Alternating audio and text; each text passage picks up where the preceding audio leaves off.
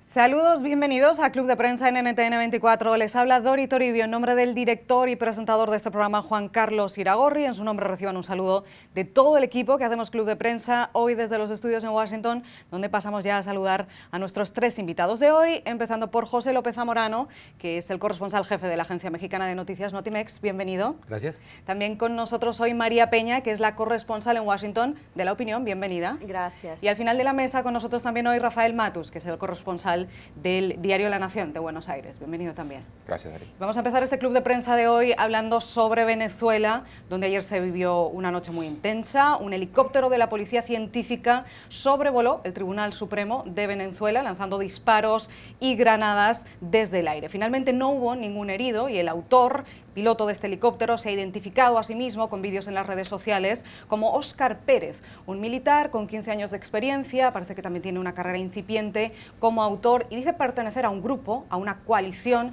de funcionarios, militares, policías y civiles que están en contra del gobierno venezolano. Por su parte, el presidente Nicolás Maduro condenó este ataque, que desde el gobierno están llamando una escalada golpista, aseguran que van a capturar a los responsables. Y hay una cosa más que dijo el presidente de Venezuela, Nicolás Maduro, y por la que voy a empezar preguntándole a José López Zamorano, y es que ayer Maduro, sobre la crisis en Venezuela, dijo que está preparado para luchar, para defender al gobierno y que además lo que no logre con los votos lo logrará con las armas. ¿Cuál es su valoración de estas palabras de Maduro? Bueno, pues nuevamente una escalada retórica, ¿no? Tendiente más que nada a la polarización y no hacia el punto donde todo el mundo quisiera llegar, que es un elemento de distensión. El hecho de que se combinen estos elementos, por una parte este efecto, ¿no?, dramático del actor, policía, militar en un helicóptero tirando aparentemente granadas, si creemos la versión oficial, obviamente tampoco abona hacia la posibilidad de una solución negociada. Si lo que se buscaba mostrar es que ya hay una especie de fisura creciente dentro de las fuerzas militares que creen que deben de estar del lado de la población civil y no necesariamente del gobierno, creo que todavía es prematuro decirlo. Aparentemente es un grupo pequeño de personas que hacen esta movilización aérea, ¿no?, muy singular. Evidentemente llaman la atención internacional, que probablemente ese era uno de los hechos más importantes, porque en términos tácticos y militares, evidentemente que un helicóptero policíaco dispare contra un edificio, arroje un par de granadas, no iba a tener ningún efecto significativo en el terreno de juego.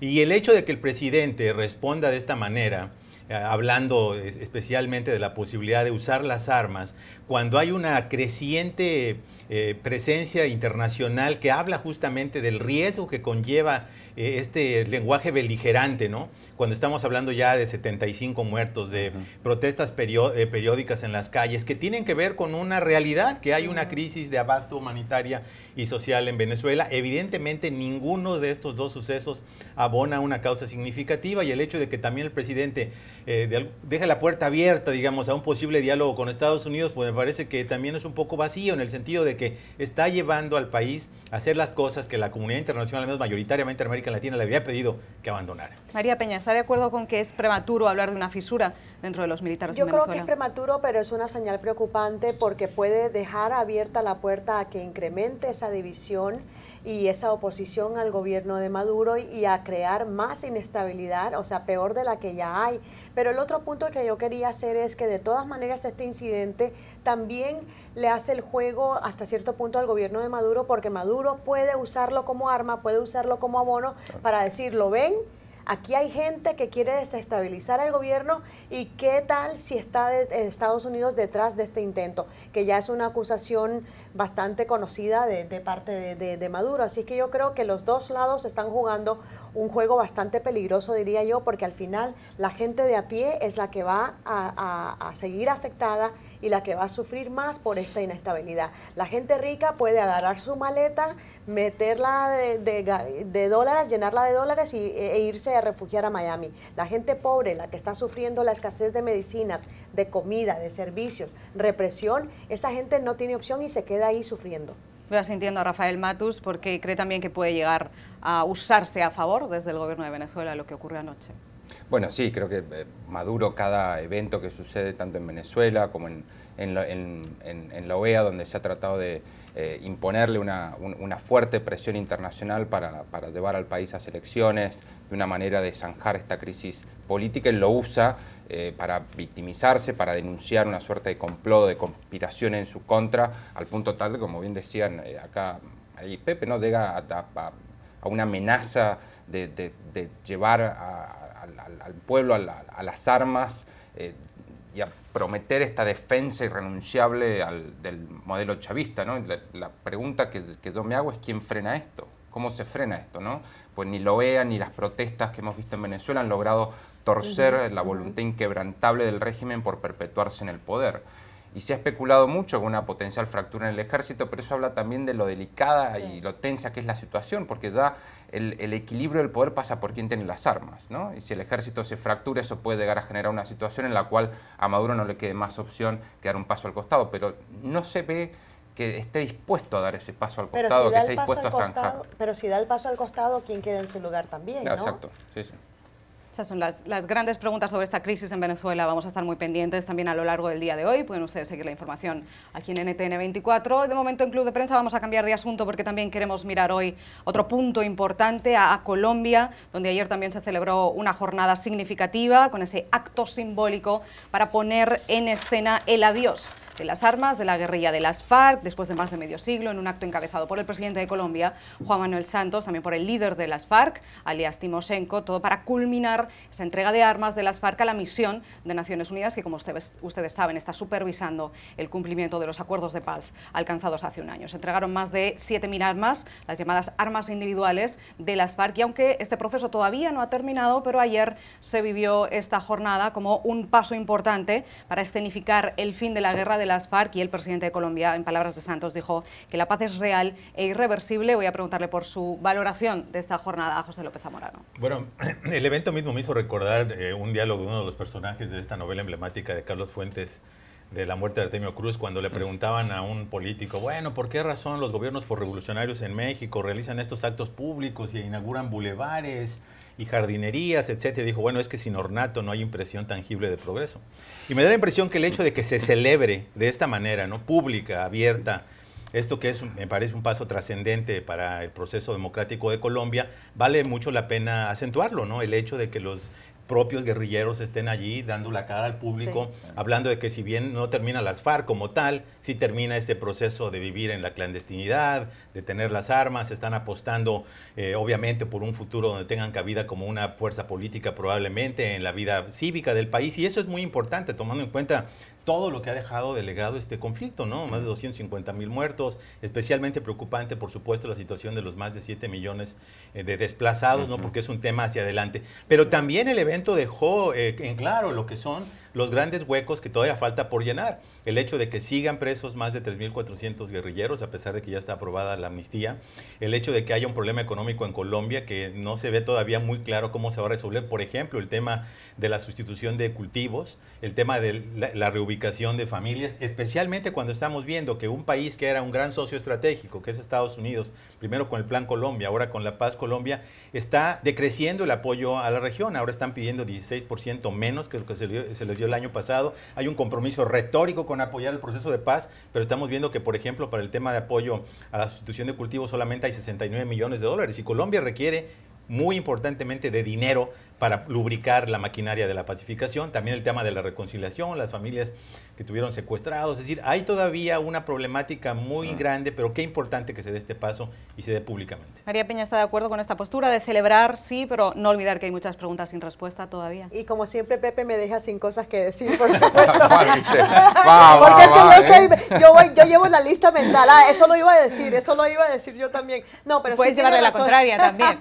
No, porque en este caso sí coincidimos. Yo creo que es muy importante, y yo creo que también es igual de importante que la comunidad internacional, especialmente Estados Unidos, le eche el hombro a lo que viene, a los retos que tiene la FARC, a los retos que tiene el gobierno, todo el periodo de ajuste que tiene que haber con la justicia transicional, lo que decía Pepe también, qué pasa ahora para el futuro político de las FARC, porque llegaron a la mesa de negociaciones con promesas que le hizo el gobierno de Santos y fue un proceso muy duro. Vimos cómo se interrumpieron las negociaciones de paz y se reiniciaron después y finalmente ahora tenemos este gesto que es simbólico, pero es que tiene una carga muy importante también para el futuro de todos los colombianos y también para los que se han venido a este país, ¿no? Yo creo que también se debería tomar en cuenta el papel que puede tomar la diáspora colombiana en Estados Unidos, que ha sido significativa.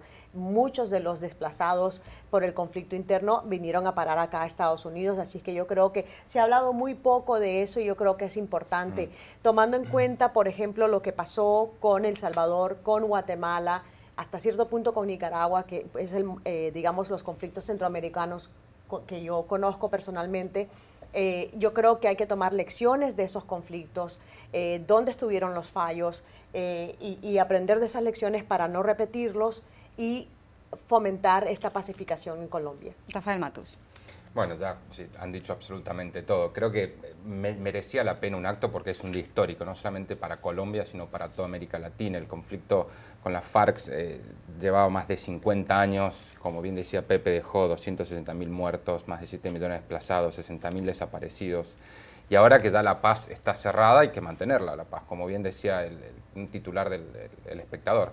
Y ahí creo que hay un desafío muy fuerte en los procesos judiciales que van a comenzar ahora, cómo terminan esos procesos judiciales y cómo ayudan a la reconciliación nacional en Colombia, porque creo que fue uno de los puntos más controvertidos del acuerdo que lideró el presidente Juan Manuel Santos, y hay que ver cómo termina por calar en la sociedad colombiana ese proceso de justicia, ¿no? Que hay mucha gente en Colombia que todavía demanda justicia por toda la violencia que dejaron los conflictos.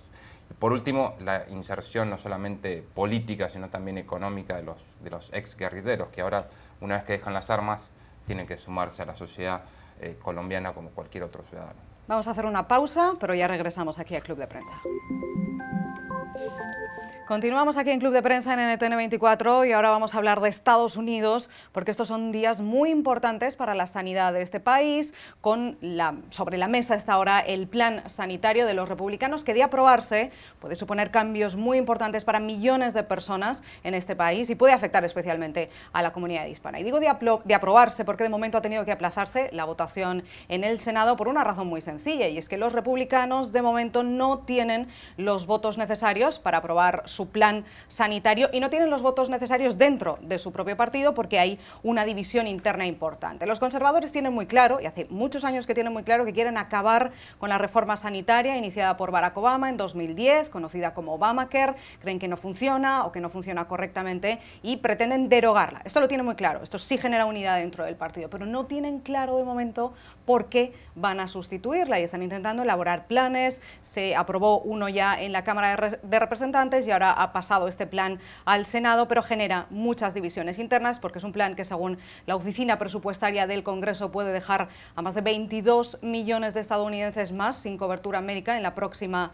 década y al mismo tiempo puede suponer un recorte importante en el déficit público. Esta es una de las diferencias que genera entre los republicanos. No solo están luchando estos días para conseguir aprobar este plan, parece que de momento habrá que retrasar esta votación, pero siguen empeñados en hacerlo porque, recuerden, esta es una de las grandes promesas de los republicanos desde hace muchos años, ejes de su agenda política y también del presidente de Estados Unidos, Donald Trump. Le pregunto a José López Zamorano, ¿van a conseguir aprobar finalmente este plan sanitario republicano? Bueno, decir que fue una posposición es correcto, pero yo creo que es más bien un eufemismo para decir que fue un rotundo fracaso del liderazgo republicano del Senado de Mitch McConnell, que condujo el proceso con una opacidad sin precedentes y tiene las consecuencias, ¿no? Que no pudo atraer a voces de influencia moderadas para tratar de convencerlos de que era un proyecto, probablemente no el ideal, pero era una salida posible en comparación con el proyecto de la Cámara de Representantes. Pero en el fondo de todo esto, me parece a mí, ¿no? Y en el hecho de que haya habido una rebelión interna de un grupo importante de republicanos influyentes, está esta lógica perversa de los republicanos que francamente no comprendo. Esta idea de que van a financiar este recorte fiscal a los más ricos de los Estados Unidos, restándole beneficios sociales de facto, ¿no? Aunque no lo digan así, a millones de personas que requieren casi por supervivencia del seguro médico y que ese núcleo de personas que lo van a perder son, además de los hispanos, los propios votantes de Trump. Cuando tú empiezas a clasificar, las personas más afectadas serían, por ejemplo, los blancos de 50 a 64 años que podrían aumentar hasta en 3 veces más el costo de seguro médico con un dinero que no tienen. No se trata aquí de que les reduzcas los subsidios y les des créditos fiscales que al final les descuentan el año, simplemente no tienen el seguro. Y si aumentas estos 22 millones con los que ya no tienen, estamos hablando de que en 2026 habría 49 millones de estadounidenses que no tienen seguro médico. Y cuando los republicanos dicen, bueno, es que es el mandato que teníamos, es que eso fue lo que propusimos en campaña, y entonces nos eligieron por eso, no es verdad. Es decir, los votantes querían algo distinto de Obamacare, no algo peor que Obamacare. Querían que las primas no les subieran como en Obamacare, como ya nos han subido a todos. Eso no lo arregla esta ley. Querían más acceso a esta ley, no lo arregla. Es decir, están saliendo con una propuesta política que realmente me parece inexplicable, y qué bueno que un grupo importante de senadores, con esta mayoría anémica que tienen, decidió rebelarse, porque evidentemente o la arreglan de fondo o no va a pasar. María, hay una encuesta hoy de la radio pública NPR que dice que solo el 17% de los estadounidenses está apoyando este plan sanitario republicano. Y con justa razón, yo no los culpo, porque además, o sea, cuando tú escuchas la respuesta de los demócratas, que me parece que ha sido genial y que ojalá se pongan las pilas y de verdad traten de aportar un buen diálogo para mejorar esta ley, están diciendo, esto en resumidas cuentas es un Robin Hood a la inversa. ¿Por qué? Porque le vas a quitar los beneficios a esta gente, a la gente más necesitada, a las mujeres, los niños, los ancianos, los hispanos. Los hispanos se beneficiaron como más de 4 millones de hispanos, consiguieron por primera vez seguro médico bajo Obamacare. 4 millones. 4 millones. Entonces, vas a quitar todos estos beneficios, vas a eliminar fondos para Medicaid, que es el sistema de asistencia pública para gente pobre y para los discapacitados. Vas a eliminar fondos para expandir ese programa, que fue el que le dio cobertura a más de 15 millones de estadounidenses. Es decir, estás haciendo todo este desastre para venir a financiar créditos tributarios para los ricos. Entonces, eso de ninguna manera va a ser aceptable para ningún votante, y sobre todo a los que decía Pepe, los que votaron por Trump, pero votaron creyendo que iba a haber algo mejor. Mira, fíjate, por ejemplo, el Obamacare redujo la tasa de personas sin seguro médico entre la comunidad hispana en 16,2% entre los adultos y 7,5% entre los niños, solo en la comunidad hispana. Ahora, todo el mundo, yo estuve hablando con muchos médicos hispanos que están en la primera línea de defensa de los pacientes y decían, bueno, la queja número 1 que estamos recibiendo de todos nuestros pacientes es que efectivamente sí, las primas subieron. Y no es una ley perfecta, no lo fue, pero por lo menos fue transparente. Se tomó más de un año de debatir, se debatió con audiencias públicas. Obama invitó a todos estos grupos a este diálogo nacional y efectivamente sí, fue difícil. Los demócratas lograron pasarla en el Senado porque tenían una supermayoría. Y claro, todo el mundo reconoce que no es perfecta, pero comparado con lo que había antes, donde te podían negar cobertura por condiciones médicas preexistentes, donde los hijos no podían quedarse en el plan de sus padres después de los 26 años. O sea, toda una serie de cosas que resolvió esta ley de Obamacare. Ahora, Schumer, por ejemplo... Pero también para ser justos, el tema de Obamacare es verdad que amplió la cobertura para muchas personas, y que bueno, especialmente para los latinos y personas necesitadas. 20 pero millones bajo de la personas. lógica y la trayectoria que lleva María es insostenible. Cuando estás financiando con los aumentos a un grupo de personas que lo pueden pagar, el seguro para los que no lo pueden pagar, si ese ritmo de aumento sigue creciendo, los que ahora lo pueden pagar no lo van a poder pagar y nadie va a tener la cobertura. Pero es que, a ver, entonces, eso es lo que se tiene que corregir. Pero no vas a eliminar, claro, no vas a eliminar el todo por una pequeña parte que se puede arreglar. El líder de la minoría demócrata en el Senado, Charles Schumer, decía ayer, esta medida que están promoviendo los republicanos está podrida en su núcleo. Y no vamos a aceptar una medida que va a perjudicar a más personas por el beneficio de unos pocos. Entonces, el reto que él le dio a McConnell fue el siguiente: sentémonos a dialogar, pero con una condición. Abandonas el plan de anular por completo Obamacare, abandonas la idea de financiar créditos tributarios para los ricos, y abandonas la idea de eliminar fondos para un sistema que apoya a la gente pobre. Con esas tres cosas nos sentamos a dialogar y a ver cómo mejoramos esto. Mientras continúan las negociaciones, pero vamos a hacer una pausa ahora y regresamos ya al Club de Prensa. Se nos acabó el tiempo, había mucho que debatir hoy. Muchas gracias a nuestros tres invitados por estar aquí, gracias también a ustedes por estar con nosotros y mañana regresamos a la misma hora aquí en Club de Prensa. No falten, por favor.